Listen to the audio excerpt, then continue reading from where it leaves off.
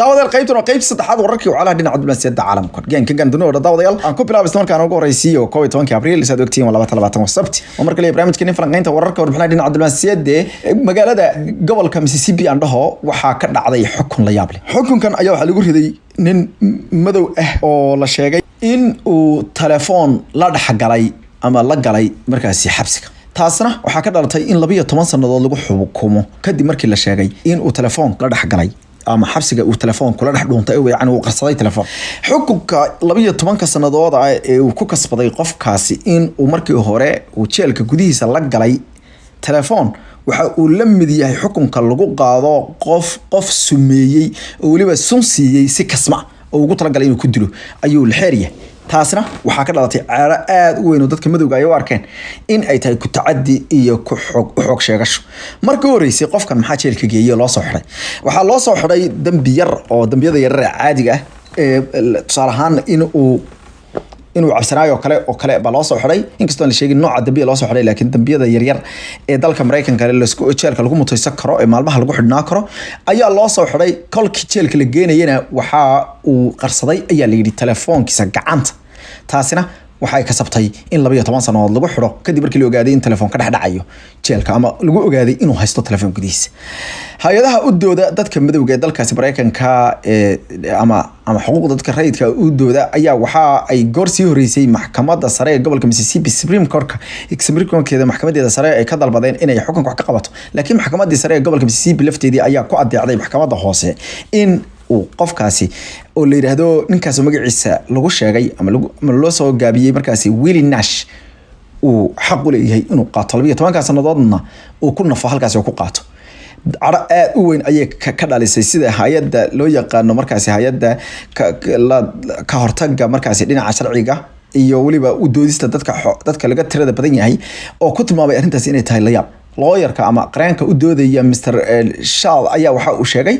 oo la yiraahdo Will Padwell wuxuu yiri qofkan aan u doodaya waxa lagu haystaa waxa weeye waa midabkiisa ayuu yiri Nash waxa lagu xukumay ayuu 12 sanadood waxaana lagu xukumay telefoon ayaad haysatay waligay ma arag ayuu yiri sharci noocaas oo kala qareenka labaad ninkan markaas u doodaya Leonard Pitts ayaa yiri tani waxa weeye ayuu yiri sharciga halka ka jira waa sharci annaga kaliya ama anaga kaliya nolol soo bistay ayuu yiri oo la jeedo dadka madow in loo sameystay sidaadreedna wuxuu sheegay inuu maxkamadda sare ee heer federaal haatan kiiska uu gaari doono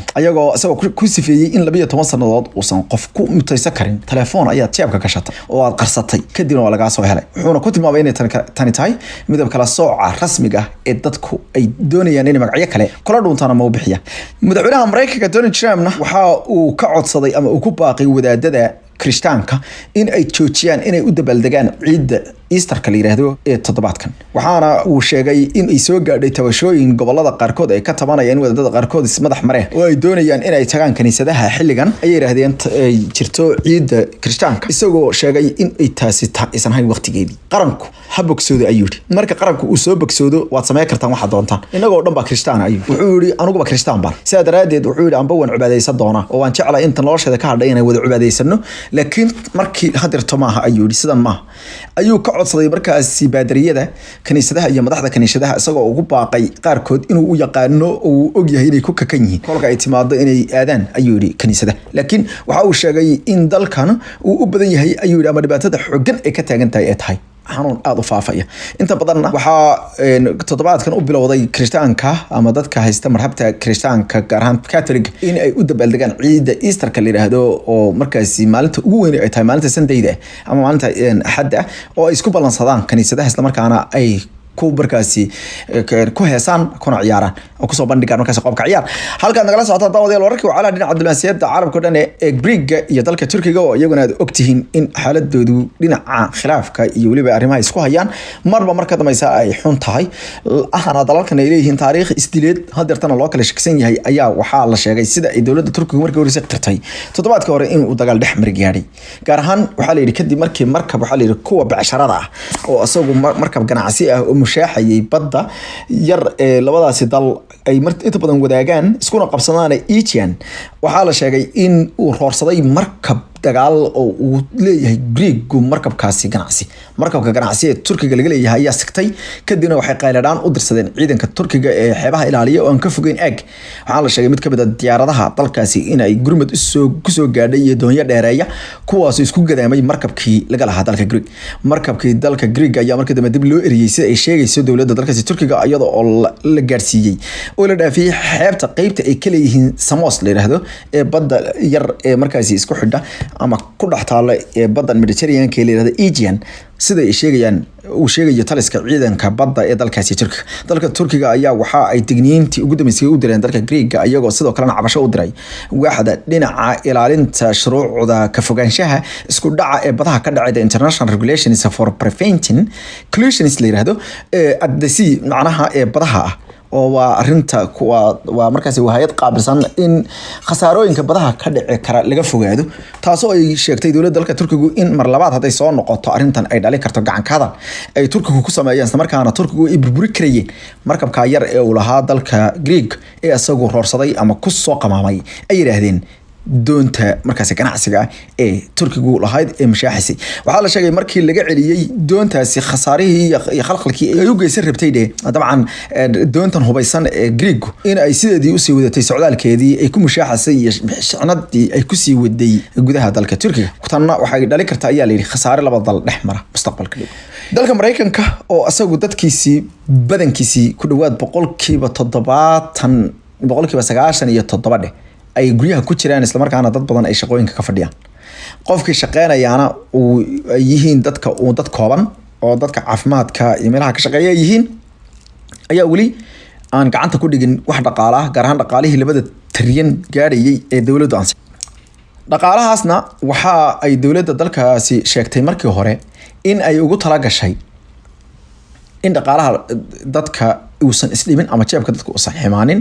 hase yeeshee madaxa guud ee arrimaha maaliyadda dalka Mareykanka Nicolas Stephen Mnuchin ayaa waxa uu sheegay in 2 bisha Abriil ay bilaaban doonto lacagta la helo ilaa iyo 6 bishana lacagta badankeeda la heli doono laakiin taas ayaa beenooday haatanse waaxda dhinaca cashuuraha ee IRS ta dalka Mareykanka ayaa waxa ay sheegtay in toddobaadka dambe uu bilaaban doono lacagta oo horeysa dadkan ay soo dhacdo maalinta Isniinta 13 bisha ayaa noqon doonta ayaa leeyahay maalmaha ugu horeeya ee dadku ay dhaqaalaha ay soo heli doonaan ama dhaqaaluhu uu soo gaari doono ayaa lagu yiri war qoraal oo ay xalay soo saartay hay'adda caafimaad hay'adda u qaabilsan gudaha arrimaha cashuuraha ee dalkaasi Mareykanka waxay tiri lacagtu waxay noqon doontaa mid u soo dhacda dadka isla markaana waxaan ku bilaabi doonaa dadka waaweyn oo loo soo mari doono ayaa la yiri qaybtii marka horeba ay lacagta SSI da loo yaqaan ay ku qaadan jireen kadibna waxa sidoo kale si laxad u heli doono ayaa la yiri dadkii cashuurahooda xareeyay 2018-2019 kuwaas oo loogu soo tuuri doono lacagta ayaa la barahooda kontooyinkooda xisaabaadka ay ku leeyihiin bangiyada sidoo kale waxa jiri kara ayaa dadka qaarkood inay helaan check ama warqad lacagta ku qoran tahay sidoo kale waxa la yiri waxaan kor u sii qaadi doonaa in aan dadijino lacagaha kale ee loo baahan yahay waqtigan adag waxay waaxdu sheegtay inay kor u sii qaadi doonto baahida dadka in ay ka jawaabto sida ugu dhaqsaha badan una fududeysa arinta sida ay sheegayso the Internal Revenue Service oo IRS loo soo gaabiyo iyadoo sheegtay in ay u ballan qaadayso Amerikaanku inaysan gaajoonin waqtigan adagna ay helaan dhaqaalihii ay u baahnaayeen halka dagala socotaan wararkii wacala dhinaca diblomaasiyadda wadashii qiimaha leh qodobka ugu dambeeyana ee wararkan ku saafgoonayeen dalka Turkiga waxa uu dhawaanahan oo dhan ku mashquulsanaa in uu noqdo mid kamid ah dalalka hubka iibiya iyadoo oo haatan la ogaaday in suuqa dhinaca ugu weyn ee adduunka uu noqon doono hubka muddooyinka soo socda iyo tiknoolajiyada labadaas oo ah labada aadanahu ay doonayaan inay isku gaagoontiraan ayaa dawladda dalkaasi Turkiga waxa ay malaayiin dollar siisay shirkadda qandaraasyada dhinaca qalabka tiknoolajiyada hubka u qaabilsan ee Aselsan iyadoo dawladdu sheegtay inay ugu deeqday saynisyahano badan iyo sidoo kale in ay taageero la xallo dhinaca dhaqaalaha siisay ayaa haatan Aselsan waxa ay bilowday inay dawladda lacag ku soo celiso oo hubkii ay iibgeyso Aselsan ayaa markii ugu horeysay waxay sheegtay in dal kamid ah dalalka xubnaha ka gaashaanbuurta NATO oo ayagu ah dalalka ugu awooda dhinaca militariga badan ee caalamka kamid ah ama ama waxa la oran karaa waa taxaalufka ugu weyn ee militariga dunida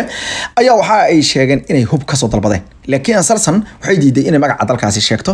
ayadoo sheegtay in ay tani tahay diilo aad u weyn oo muujinaysa in suuqa iyo siqitaanka hubkan muhiimka ah ay yihiin kuwa loo bogay haatan waxaa la sheegay in hubka ugu badan ay dalkaasi soo dalbaday uu yahay hubka laga maamulo meesha fog ee qalabka ah isla markaana meel fog markaas inta laga maamulo meel fog wax ka toogta wax ka dila kaasoo qaarkii lagu maamulo laser ama markaas lagu maamulo qalabka dhinaca tiknoolajiyada Aselsan warka qoraalka soo saartay waxay sheegtay in ay diyaar u tahay inay dalalka doonaya inay hub muhiim ah ka gataan dalka Turkiga ay ka qabtirto gaar ahaan ay la soo banbaxdo wax cusub oo aan horay adduunka uga jirin dhawaana waxay soo saartay radar ku xidhmaya diyaaradaha kaasoo ah mid kamid ah kuwa ugu casrisan ayaa la sheegay Aselsan sidoo kale waxay sheegtay in horumarinta diyaaradaha ay kamid yihiin kuwan cid wadin iyo gaarsiinta qalab kale oo tiknoolajiyad iyo qoryo diirad haysta baleeriyo oo meel dheer wax ka toogto oo kamid ah kuwa markaas lagu lishaamo ay horumari doonto sida ay sheegayso daawadayaal intaas ayaan ku soo afmeeraya dhammaan barnaamijyadii tan iyo inta sarki doona amaanaal